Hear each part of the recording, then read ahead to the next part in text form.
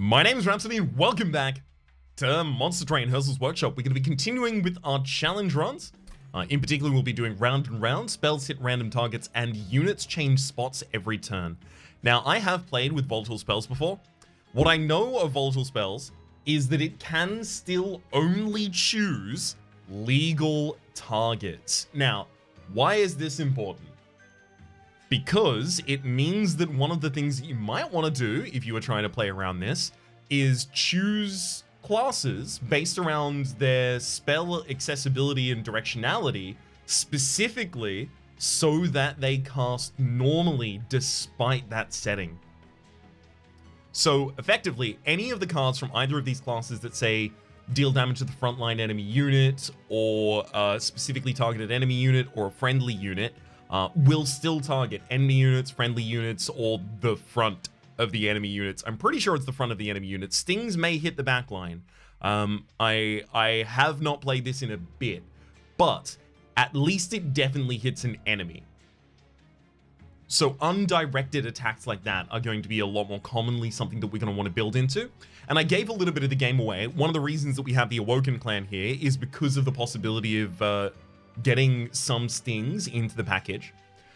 We've also got another Stygian Guard here as well, because there are a lot of undirected spells in Stygian Guard, spells that affect the entire enemy floor, spells that affect all enemy units, spells that affect the front enemy unit. All of these ones are going to work in exactly a kind of repeatable, or at least boundedly consistent kind of way. Another one of the reasons that I went for Awoken and Stygian Guard is both of these are clans that have some ease, not available in every single run, but they have more access than the other clans to the ability, other clans other than the Hellhaunt, I'll talk about that in a sec, to enhance the health of their backline units, which is going to be more important because we also have musical chairs. Shuffle the position of all units in the train after combat. So shuffling the positions of all units in the train after combat effectively just says don't play Umbra. You're not really going to want to play Umbra. Probably don't play Melting Remnant. Hellhaunt is a little bit harder because of the volatile spells, has a lot of directed spells, and if you wanted to use their spells in order to support backline health, you'd be doing that through directed armor spells that could then still hit enemies, which could be a bit of a problem at that point. We've also got Soul Guard as our lead with the Foregone Powers, the Foregone Powers again being a random targeting effect, so it shouldn't be affected.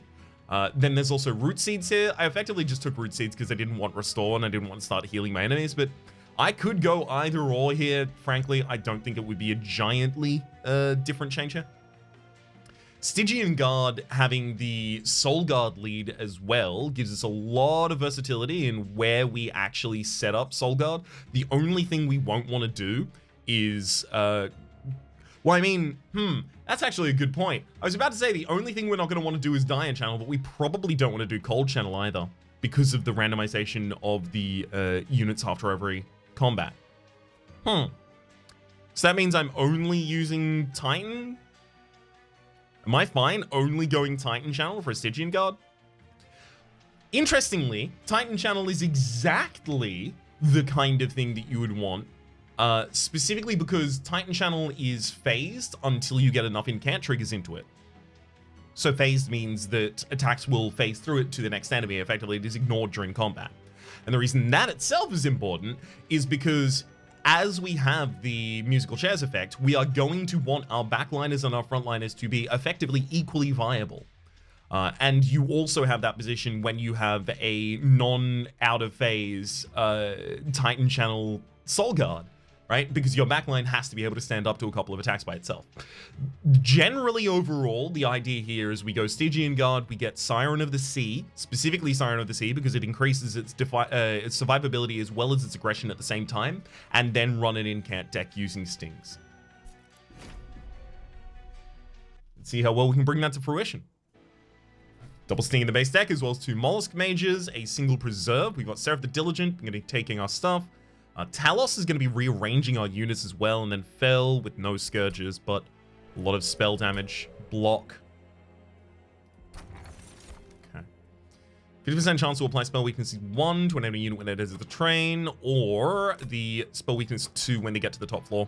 I typically end up setting up on the top floor because of the incant. The problem on the bottom, in specifically the Seraph the Diligent fight, is setting up on the top floor is not going to be as viable. due to the fact that the Diligent Fight in particular has a lot of Purifiers, and the Purifiers are going to constantly be scourging up our deck if we leave them alive. I'll probably just try and find some repeatable AoE solution I can put on the bottom floor and still use Totem Fragment and go top. Titan, Titan, Titan, Titan, Titan, Titan, Titan, Titan, Titan. Whew. Very, very, very relaxed and calmed to have gotten Titan there. This could have been bad. We can still lose a decent amount of HP here. Yeah. Okay, that targeted to random effects, right? So target the frontliner does not necessarily target the frontliner, but it still targets an enemy. So taking 3 damage to it so far. Come on. Oh, I wanted to hit the backliner. The problem with Root Seeds is it could hit anyone, so I'm just trying to stack the deck in my favor. Yeah, unfortunately that got an enemy. Oh, got another enemy. That said, the draw 2 extra next turn is probably worth it for us. Okay.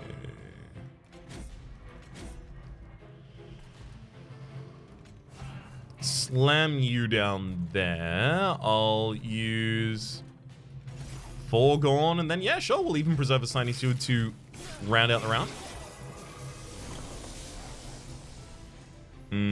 This is unfortunate. Not going to be able to deal damage to that frontliner. Okay. Steered a Mollusk Mage on the bottom floor as well, and it's not really how I wanted that one to go either.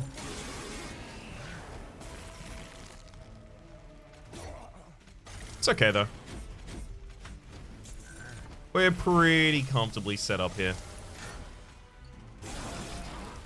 I don't need to test my luck. We took 15 damage there, and that was 10 more than I thought I was going to. Crypt Builder offering Attuned, which is the front enemy to the back. On the top floor with 2 spell weaknesses, especially 180 damage by itself to a single target.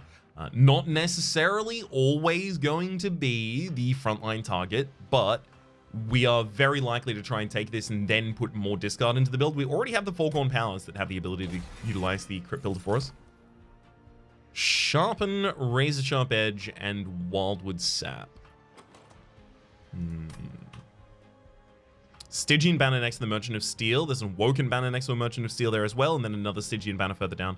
So I've got, what, 2 opportunities? 3, actually. 3 if I really wanted to exploit it. 3 opportunities to find a unit with whom the Razor Sharp Edge would work effectively. Also, Razor Sharp Edge is something that is really, really difficult to... No! Targeted spells. Ryan, you almost made a giant mistake there, buddy. Straighten up and fly right.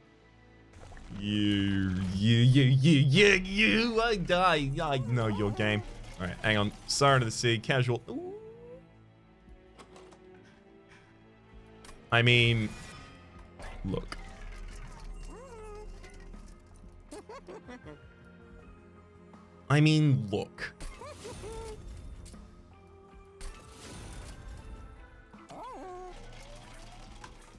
Now we just win for a while. We put that on a floor by itself. It wins us a lot of rounds already. I'll take whatever the hell you're selling. I'll cop it all, buds. We may be into just... Oh god, we could as well. We may be into just dupe the Titan Sentry and just play it on every floor. Do the old Teak strat. I haven't actually run that strat yet. When I say the Teak strat here, I'm talking about specifically his predilection for... put it on the floor by itself. His predilection for getting this giant boy and then making some sort of a build that is just a lot of sharks on every single floor, just constantly dealing damage.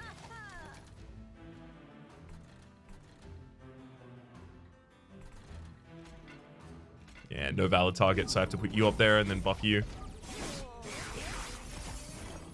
Having no valid target is going to become a more concerning thing for us, I feel, over the course of this. Yeah, some train suit right there, though. Alright. Ooh! Oofa doofa. Let's put you back there and then get the kill.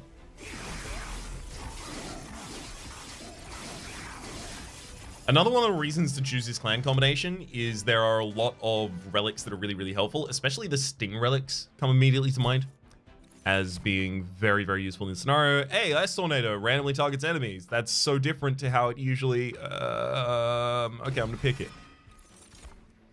Restoration Detonation seems useful, but I can't target my own units in that way. There's the Siren of the Sea. We found it. Oh my god, I think I am actually going capacity after the first. If I'm going capacity after the first, do I go for the Hellvent dupe?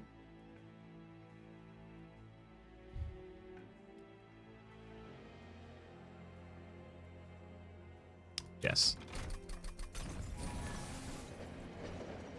Gift of Gratitude versus Heaven's Gold versus Petty Theft. I'm never going to be able to target Petty Theft effectively. So it's probably just Gift of Gratitude at this point. If we already had a Lodestone Totem or a... I mean... Siren Song might be one of the drops from the rare drafts, which would make Heaven's Goal significantly more powerful.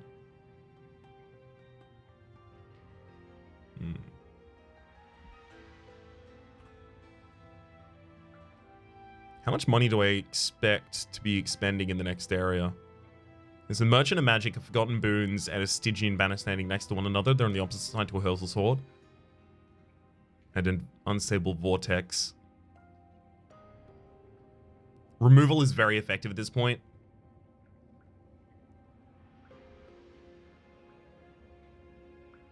Where's our... Okay, we've got 2 Hellvents remaining, and they are as far as they theoretically could be from us. Huh. Okay, so that means I'm probably getting a ultra-powered Siren of the Sea in... Wait, I can't do it at the very end. Yeah, no, because... Wait, no, I can do it at the very end. The Hellvent is next to the Merchant of Steel, but I'm going to need to upgrade it long before that point, right? So our next Merchant of Steel is here on the opposite side to a Merchant, but we've got a Forgotten Boons as well as another Concealed Cavern. And then there's another Seal if I happen to miss Hardcore on the previous one. Okay, so money is pretty important to me on this path. I've got a lot of path choices here where I'm incentivized to go to a merchant regardless of value being on the other side. So for that reason, I'm going to be taking the Gift of Gratitude here. I don't really expect more than 120 gold out of it, and that's fine by me.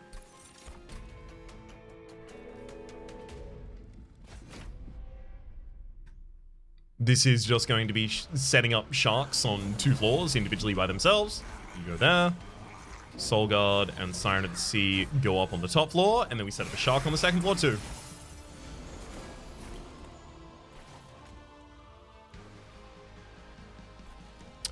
Or sometimes we just Gift of Gratitude because we... No. I'll be able to play that in the recycle.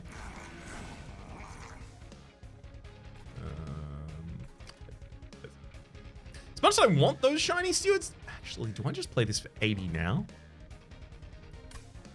No, I'm definitely getting to the recycle.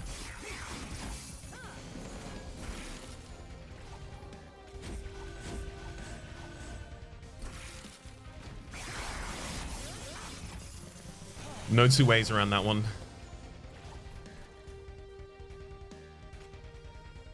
And the Mollusk Mages really shouldn't be here. We only need, or rather, we only want units that have the ability to stand on their own 2 legs.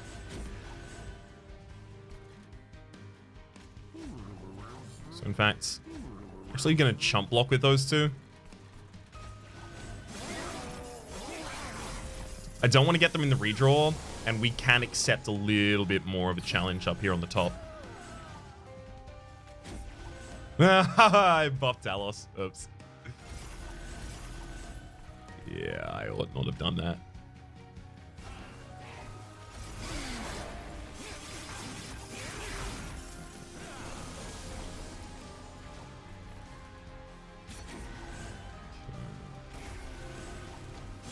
Easily destroy that top floor. Now I'm worried that I'm not going to get the Gift of Gratitude in time. Never mind, we got it exactly in time. Thank heck.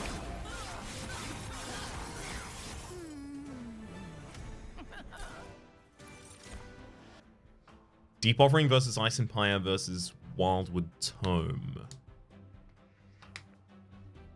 Wildwood Tome being applied to anything on the top floor would be really good.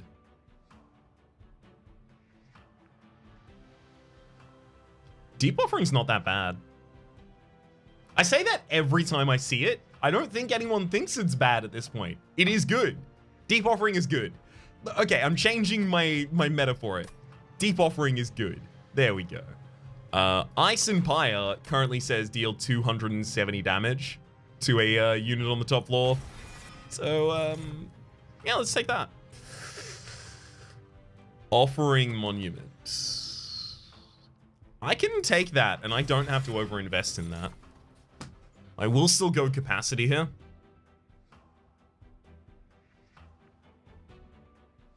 Do I need to go capacity now? Because I'm hellventing in the 7th ring, right? If I'm hellventing in the 7th ring, capacity now only gives me the ability to get these two sharks on the same floor and to play Soul Guard as well as the Offering Monument and Siren of the Sea on the top floor, should that be size limited.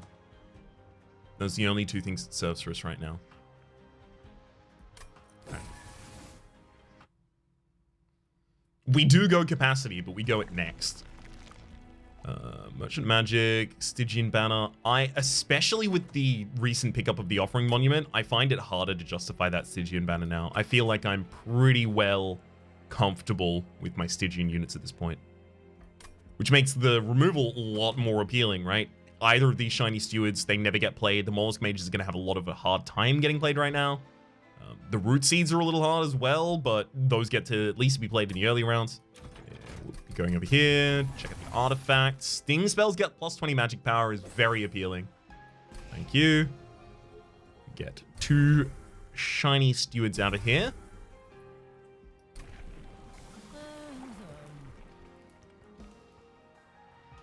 I could split this into... No.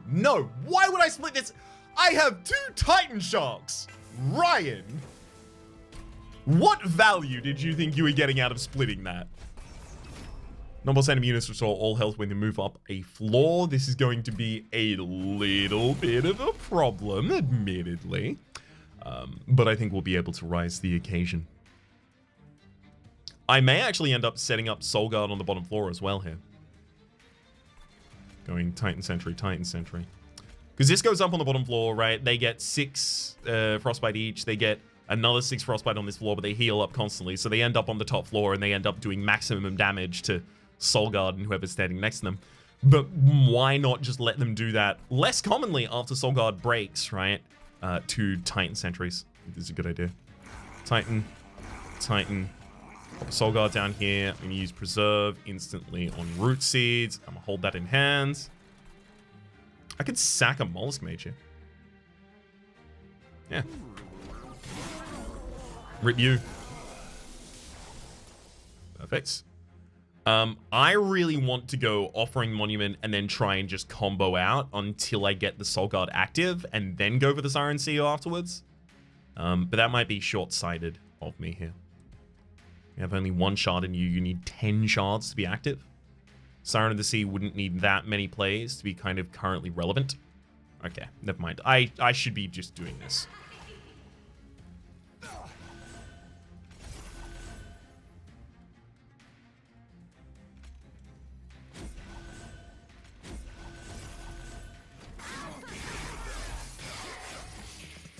Cool.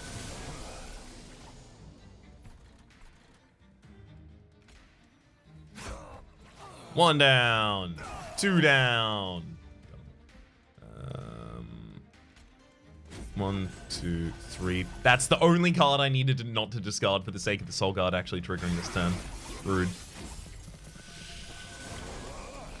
That's okay though. Now we are well and truly out of that.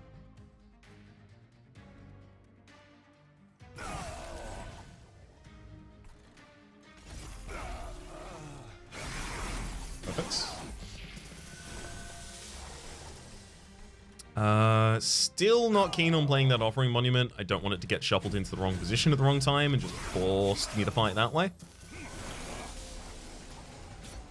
Well, that's already got the kill. Oops, misplayed the Ice Empire. I did actually want to kill the enemy with that.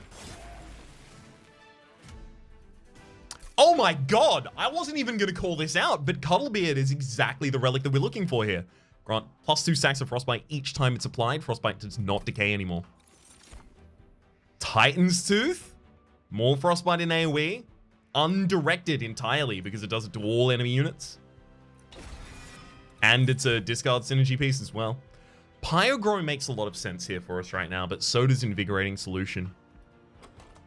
Extra energy does serve a purpose for us, definitely.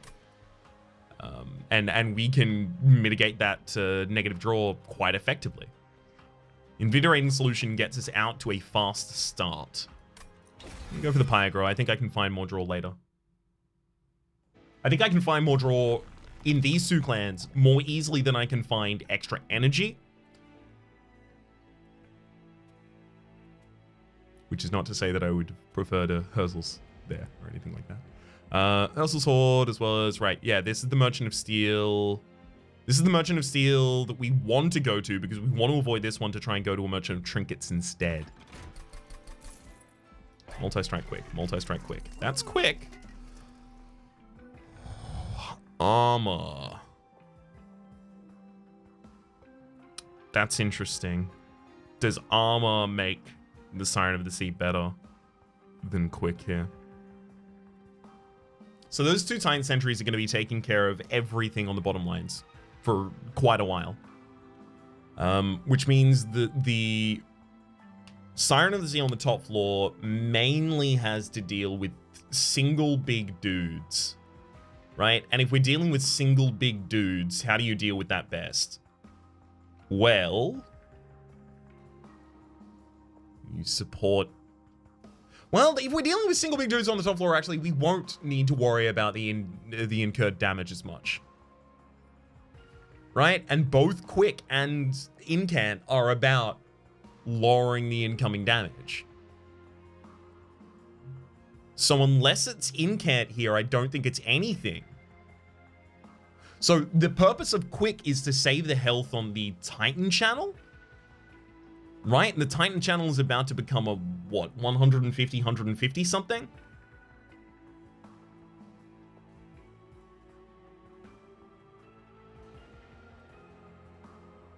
After the Titan Sentries die, where does my damage go? Do I have any?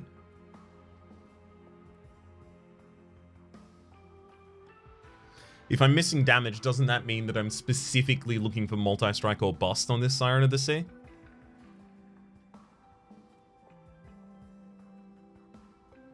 We're not incanting fast enough in early rounds either. If we're not incanting enough in early rounds either, that Siren of the Sea is going to get very, very, very precarious. Okay, it needs incant +2.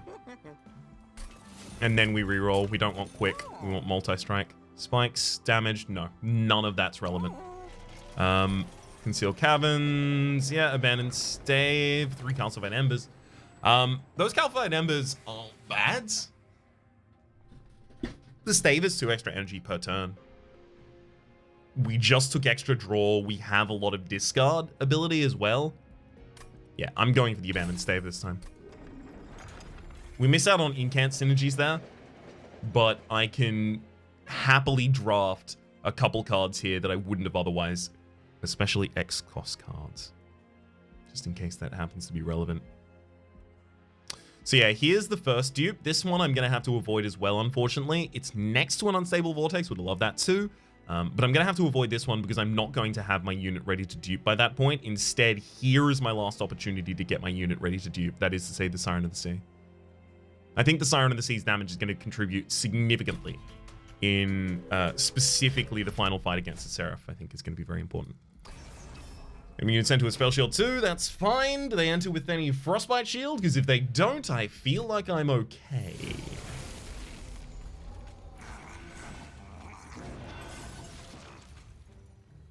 One, two, three.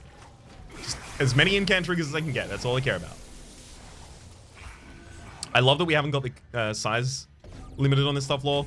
So I actually get to, like, just combo casts, all this stuff. Oh, it's perfect. I'll sack you on the bottom floor, I think.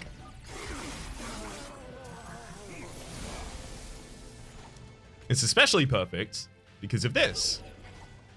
I get to play enough spells and then it's gone and frees back up the space that ultimately is probably going to be used with the capacity gem that we intend on getting to play another Siren of the Sea. We'll see. We'll see. Very likely going to be that, but we'll see. Just gonna get rid of that excess unit again.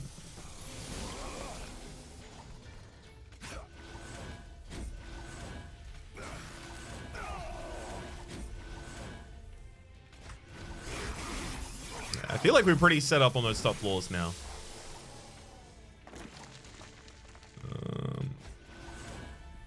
Freeze that card. Just in case. That is to say, just in case somehow I discarded every other card that would have allowed me to discard a different card.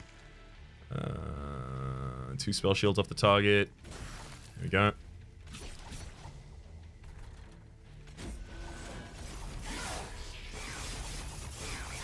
Get frostbitten. I see. The thing about this is get frostbitten. Sharks are good. Sharks are very, very powerful. Crystalline Seeds, probably not necessary. We almost certainly get a shark in our opening hand. Drain, Preserve. Totally comfortable without any of those. That's another Pyrogrow.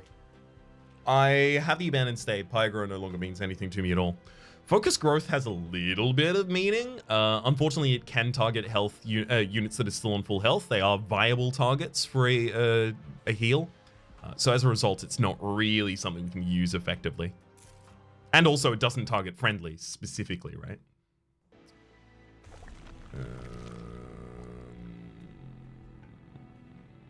Yeah, so if we're not using this merchant to fix the Siren of the Sea, we're using this one. Yeah, okay, so we were justifying coming over here.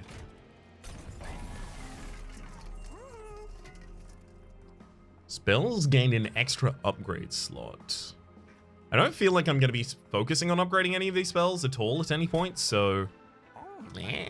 Gnarled Root not relevant. Tempered Talisman slightly relevant, especially with the attuned one. It's plus 15 damage on those. This hits 3 times, so it's plus 9 damage on that. I just feel like it's not as relevant compared to all of other sources of damage. 50% chance to swap front enemy units whenever they enter the train. That is just a proactive musical chairs right there. Jack strips. Effectively, the fact that we have the Titan Sentry is performing jack strips for us. I could take Axical Fracture at the end of the turn, apply Frozen to a random card in hand.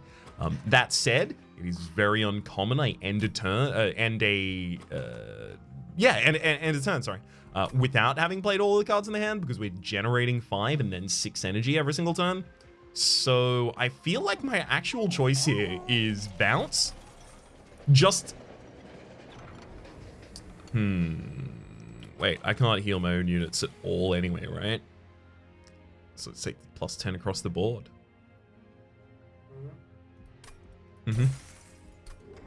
Keen on that. The only way that I would have been able to viably heal my own units would be the card Unleash the Wildwood. That is to say, heal my own units that are on the same floor as enemy units. Or Glimmer. Unleash the Wildwood or Glimmer. And we haven't seen Glimmer yet, and this is probably our last opportunity to see Unleash the Wildwood. If it turns up, I'm going to be a little saddened by it, but I'll be okay. It's not make or break.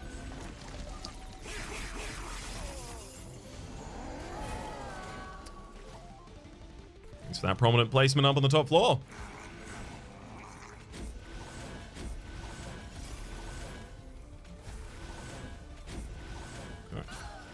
Yeah, again, not one, not one, not one.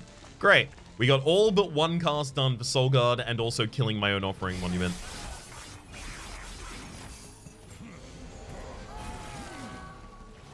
I'm rethinking whether I go capacity at this point.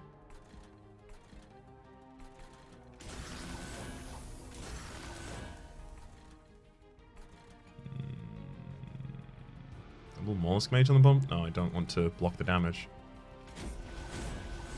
Just buffed the Alabaster Guardian 2 times over there. Thanks.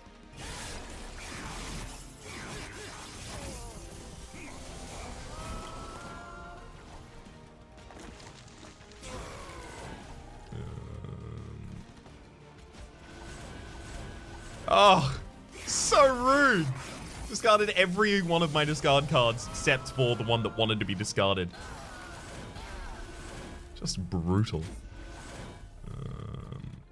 Yeah, these cards need to be out of the deck. This is like a dead. This is like a draw of 5 dead weights right now to me. Because I don't want to sack them by jump blocking, because then I block my own damage against these enemy units.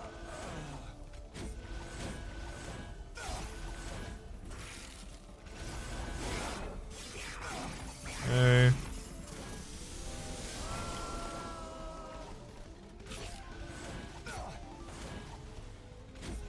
Those 2. Go. Yeah, it's like we've got build your own Titan channels, plural, on the top floor. Just one of them takes a little longer to get on the battlefield.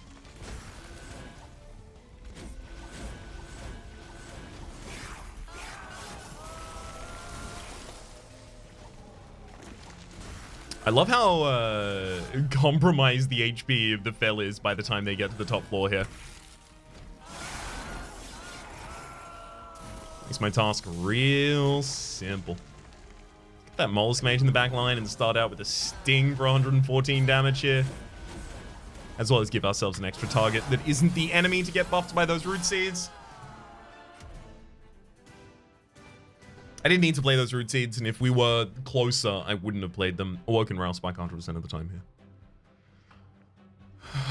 Is there any way to really justify a different choice? Yes, there is. A lot of our deck is already quite low cost.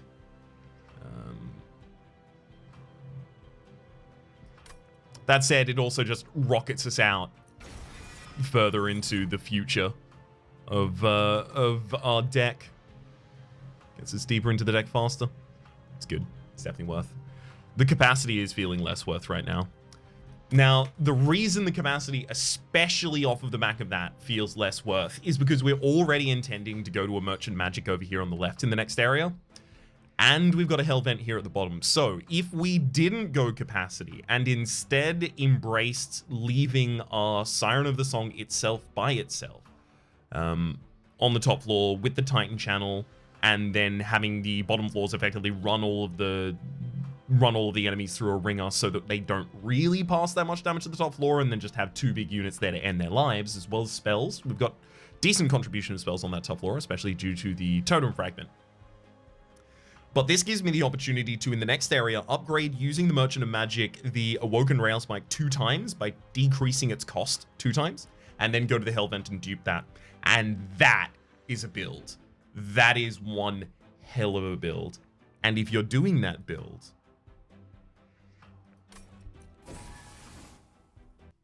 you take draw to get back to all of your 0 costs. Okay, cool. Got the remove consume. I don't think that's where we want to go with it. I could remove consume and remove its cost and then dupe it. God, that's a 5 draw every other turn. Yeah, no, that is the correct thing to do. It would be stubborn of me to try and ignore that is quite clearly the right thing to do here. Holdover, very, very good. For an Ice Empire, literally just holdover, destroy a unit on the top floor every single turn. Yeah, that's something. That's something right there. Anything that is 3 cost, I'll happily reduce the cost of once now. I will save a little bit more money though. Add a Sting spell to your hand at the start of each turn. Thank you. That's some more incants for us. Random Awoken consumable card could also give it Preserve Thorns. It didn't. Umbra consumable could give us Space Prism. It did. That's the capacity gem if we really still want to go back to the first strategy. But we don't. Even with the ability to do it now, I still don't really want to. Is that too stubborn? Because now I've even got the draw.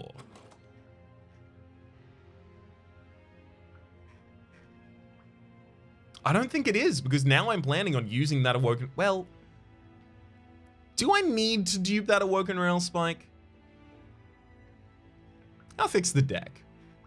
33 cards. 1, 2, 3, 4, 5. 5 of them get out of the battlefield when played. We draw 7 a turn. Right, so we've got 28 effectively in the deck. We draw 7 a turn. That's 4 turns to draw through our second cycle of the deck, right? Second cycle of the deck. No, well, first cycle of the deck as well, actually, because the Awoken Rail Spike is going to be some hasting in that. Okay. And obviously the Offering Monument as well. Okay. So, that means that should the deck get to a second cycle, it should quite easily, probably by the third turn. It's cycling 4 per turn after that with 2 Awoken Rail Spikes in the deck with cost reduced. It's quite likely we have, what, 3-ish energy that we can easily confirm to go to those at the end of a turn, especially after a Pyro played. Which means that's a 3 draw. It's 2 positive because it has to draw itself in the initial hand. And that's in 2 hands in the second cycle. So that's 9 cards for 2 of the hands in the second cycle, taking us to 18. Is that good?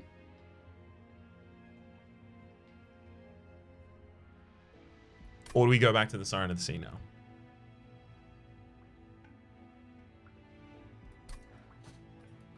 I don't think I have to decide yet.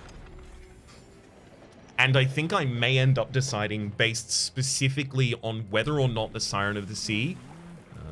Yeah, 210, 220. I thought it was something like 210, 210, but I didn't say that because I thought that was... For some reason, I thought that was someone else's stats, like one of the monstrous Penumbra's stats or Rectiflicker Burn Bright's final level of stats. Oops. Start of battle, any minutes appear on each floor. Yeah, that's completely fine by us. Basically, it's going to come down to whether or not we find multi-strike in that Merchant of Steel as to whether or not I really go for the dupe.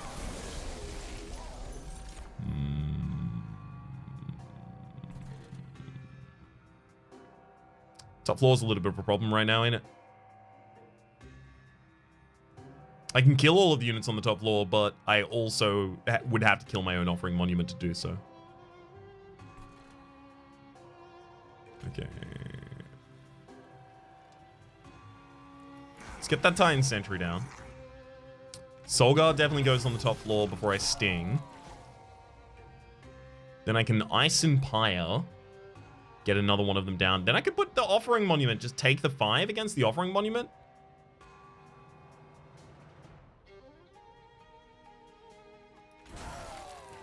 Actually, I'm going to go Offering and...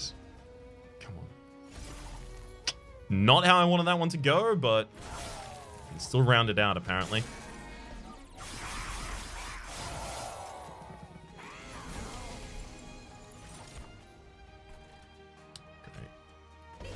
Siren of the Sea goes top, and we should be pretty effectively sorted now. Oh my god, nice double cast right there, bud. I was very much not relying on that. Didn't expect it even slightly. Got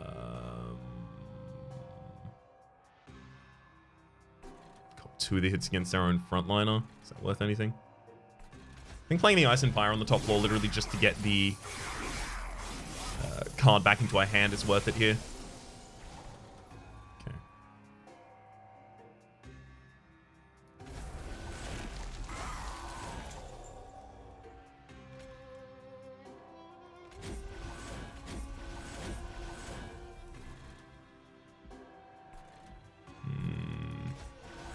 Keep the Shiny Steward and then lose the Shiny Steward.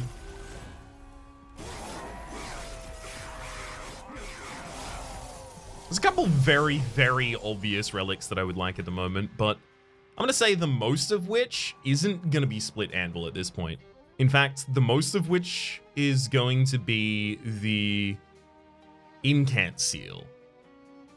I mean, that makes sense, right? Incant Seal is huge in runs like this.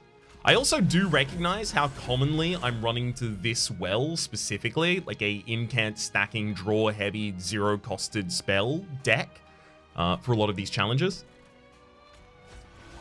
And I think it's fair to point out that a large amount of that is a result of it being extremely, extremely optimal for a lot of these challenges. Being a very, very effective way to reduce inconsistency effectively in a build.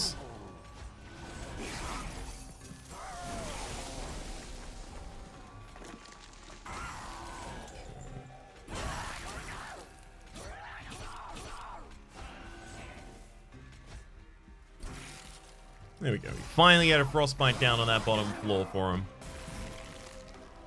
Yikes. This one actually means business.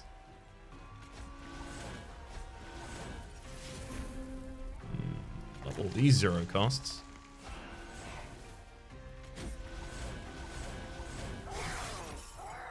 Alright, got a player on the top floor, and now take 420 damage to a single attack, please.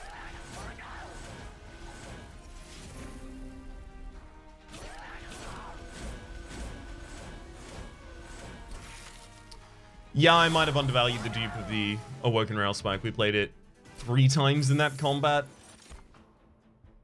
Seemed fairly effective. Pass that one over.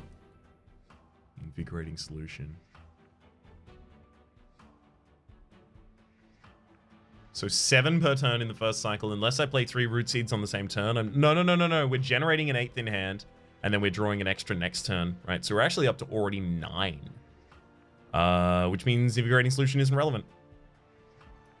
Nice. Up to 1,000 gold.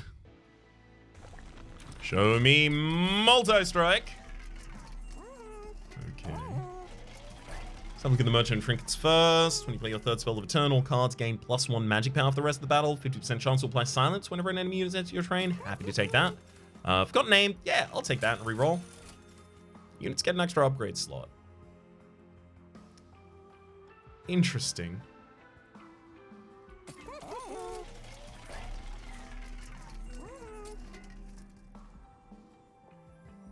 Very large shark. No, reroll. Oh my god, we actually hit the multi-strike.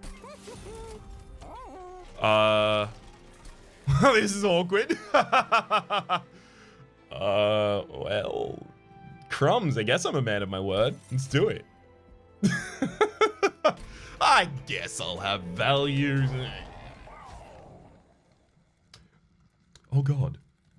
I have a closed lid coffee cup that I really, really like because it's got kind of like, you know those camp sigils you'll see. I don't know, like not all of you are American, many of you are, but not all of you are American. But the kind of like a flag for a camp, like a scouts camp kind of situation. It's something I only typically engage with in American films, but it's got that kind of like emblem, that banner.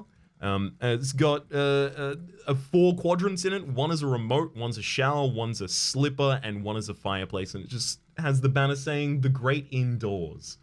It's very, very, very much my vibe. I deeply appreciate it. It's actually a gift. But unfortunately, because it has a closed top, I didn't realize it's still full of coffee from this morning. I apparently brought a coffee up to my table, put it down, and then went downstairs and made myself another one. So, yay! I just found some coffee. Coffee time, y'all. That could certainly be warmer. All right. Yes, the small Titan Sentry. The useless Titan Sentry. The barely even valuable to me Titan Sentry. Yeah, this is really bad. The top is the limited location one, so that means that a Titan Sentry goes on the top floor and a different Titan Sentry goes to the bottom floor. Which means the tankiest Titan Sentry wants to go on the bottom floor, which means I have to just lump it for a turn here. So I might be casting some stings here on the bottom line to try and take out one of the purifiers or some such. In fact, there we go. You can go there. Soul Guards. Plus.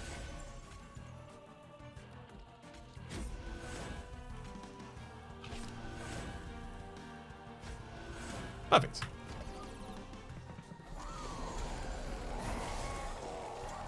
So my speed at casting a bunch of stuff on this floor is going to be enhanced by getting a Offering Monument out, but it looks like we are going to have to wait a while until we get the second Siren of the Sea out because we didn't get the Space Prism or Offering Monument first. There's that Titan Sentry on the bottom floor. Ease. This Titan's Tooth is already a hell of a lot of savings of damage on this floor. And then I'm pretty much free to just foregone power as much as I would like. Really kind of wanted that to hit the Crypt Builder once. It's fine. Doesn't have to. It's not beholden to me. Okay. We know our script from here on out quite effectively. Go. Just draw as many cards as I can afford. Hey, we did get one of the ventral. Ooh. I want to play that out of hand and then do this. Why'd you have to draw a Vengeful Shard before I'd have the ability to do anything about it? Yeah, okay, so you get the Space Prism on this floor finally. Nice Pyro there too.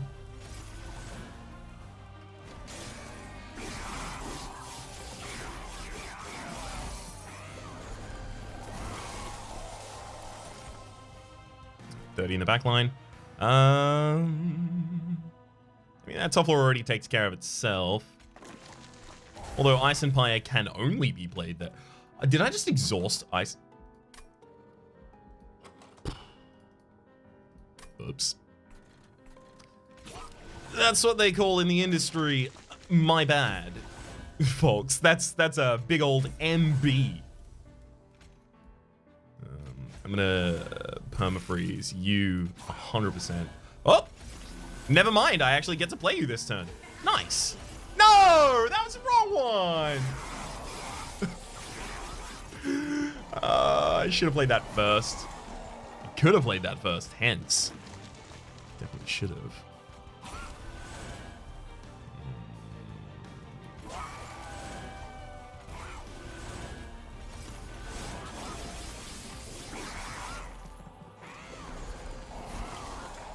Yeah, with the extra large stone, that held up almost enough turns, but it was definitely going to have difficulty without it. Get rid of Foregone Power first rather than the other one there.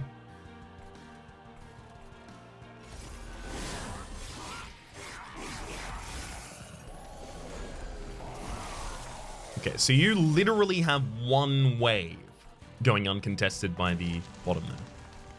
Yeah, this is totally fine. You've got 70 Frostbite on you, the amount of hits you would have to take against this floor. You've got Multi-Strike 3. I don't think I buffed you any times. All of which comes down to this being a pretty promising run.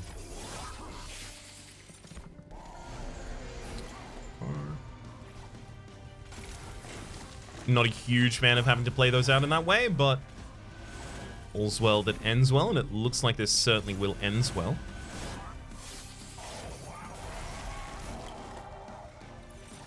No incant seal needed.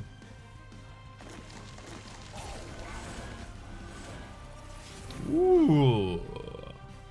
Love to have the zero cost Vengeful Shards there as well. Alright. See ya, Seraph.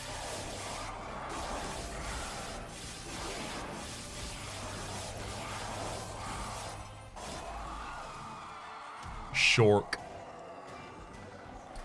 I think this run is a really, really good example of a thing that definitely biases me towards draw, and I think often is a reasonable bias towards draw. And we'll talk about that as I quickly pull up the run summary here. And that, in fact, is there are definitely cards in here that enable us to draw. These two clans, by the way, are atypically good at drawing and atypically good at playing those cards that they draw. So those two things go hand in hand, right? You want to be able to play all of the cards you draw. You want to be able to draw all of the cards you want to play. At no point with all of that overloaded draw, except maybe like whiffing on a couple of unit plays because I didn't really want to have units down, no point did that really stop us from casting anything, which tends to indicate that draw was correct. But especially the super important thing here is these two clans have a lot of access to draw. We have Offering Monument, we have the Awoken Rail Spike, we have the Root Seeds, which themselves are accessible draw next turn. The Stings, which are also accessible draw next turn, right? It's got access to all of those things. However, almost every class, even these two included, has an easier time generating energy and sometimes capacity, depending on the classes, than they have in generating draw. And a large amount of that is based around the fact that if you give too much draw access in card sets to players, they will easily be able to break that into an infinite. And the reason I know that is because I used to do it in Monster Train all the time. Back when all of the Awoken cards that now say draw next turn, I mean, Root Seeds didn't exist in the game at the time, but it now is part of the mechanic set of the Awoken to have this draw next turn text on a lot of their things. Sting, I think, didn't draw any cards at that point, right? So it also didn't say draw next turn. But things like Engraft that now say draw next turn, they instead said draw. And because of that, you could easily infinite. So the access to draw in cards was limited as a result of that. But your access to capacity through ascending and descending, through obviously just effectively like different management of the ways that you will actually construct your floors, as well as some things like Space Prism, Mind Jacks, the Railhammer event. Those will often give you a way of working around your capacity, but it's also worth noting capacity is often the one you have to work around the least, because a lot of the time you can build a floor plan that doesn't rely on any capacity being utilized at any point. And then energy is by far the easiest to generate. A bunch of events, like obviously Abandoned Stave and the Excavated Embers, give you access to that. Going simply to a Merchant of Magic and having the ability to reduce the cost of your cards is also generation, effectively, of energy. So you have so many ways to access energy, and very few times that you specifically want to access capacity. But you almost always want draw. There have been a couple of times where, after I've talked about draw relics being something like, obviously I've been thinking about it a lot recently. We're having this discussion right now, aren't we? But being a thing that I've been thinking about a lot recently, I've been talking about what other thing would have provided more of an impact to this deck. And a lot of the time I'll get an answer that I don't necessarily agree with, because a lot of the time the answer is based around, you were eventually drawing 10 per turn anyway. Yes, but what about before that? Because if I didn't need another unit, if I didn't need another unit to actually build my core builds, my core killing floor or 2 killing floors, if I didn't need extra energy specifically to be able to play the right cards at the right time or to get some specific value out of the card sets that I could draw, then how were those better than even something as minimal as draw an extra card for your first 3 turns? Here we were hitting draw capacity not super commonly, but relatively commonly. We play 2 Stings in a hand, or a Sting and a Root Seeds. And yet, still on those opening turns, I really, really just want the extra card, even if that's all it ends up providing, because the other 2 things wouldn't have provided more. That is the big thing that I want to drive home. A metric of not, you don't need draw, or does this deck need draw, but due to the kind of imbalance that I've laid out between the different gems and the different scenarios in which you want them and the different ways in which you generate the resource that they represent, I feel like the discussion should very much be, but what would have been better, even if the impact is minimal. For the moment, though, my name is Rhapsody. It's been a while since I've done like a long discussion on a kind of end screen here. It's oh, hang on, it's that one. Been a long while since I've done a discussion on end screen here. Usually I do them after I lose, but here we go, one after a success as well. I used to be a big fan in the, I want to say about late 2000s to early 2010s of insult comedy. And in particular, I was a fan of the kind of like over-the-top kind of roast insult comedy. Like I watched a lot of the Comedy Central roasts, and then I ended up watching like a decent amount of Jezelnik afterwards, a fair amount of Ross, a couple of the other kind of like roast masters and the people that would be featured consistently on Stained. But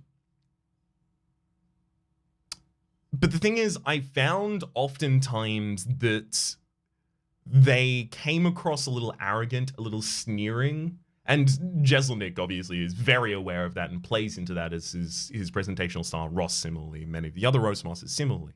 But I found it starting to aggravate me as I grew older. I started feeling it was an overwhelming negative energy in a space that I was going typically to try and enjoy myself. And especially over the last few years, I don't super see the value in knocking people down a couple pegs when it feels like everyone's got a fairly low stock of pegs at the moment. But one insult comic that I still enjoy, due to the kind of disparity between their demonstration and their art form, is the comic dog Triumph, the insult comic dog. And Triumph is literally a hand puppet, right? But that helps kind of, I guess, remove the situation from reality enough that I don't start interpreting it in lens of, is this maybe a bit over the top, or is this cruel? Not to say necessarily that Triumph's jokes typically end up that way, but more so that the kind of cartoonish nature of a hand puppet of a dog being an insult comic with a kind of like old insult comic stage persona kind of voice to it is really amusing to me. So as I go through my history of watching insult comics, I would say that Triumph is a reliable crest, and the troughs tend to be my memories of those Comedy Central roasts. For the moment, my name is Rhapsody. The name of the game has been Monster Train. The custom challenge code is TriumphReliableCrest. There's a playlist in the description down below with all my content on the game, past, present, and future. Hopefully you've been enjoying yourselves, and hopefully we'll see you next time.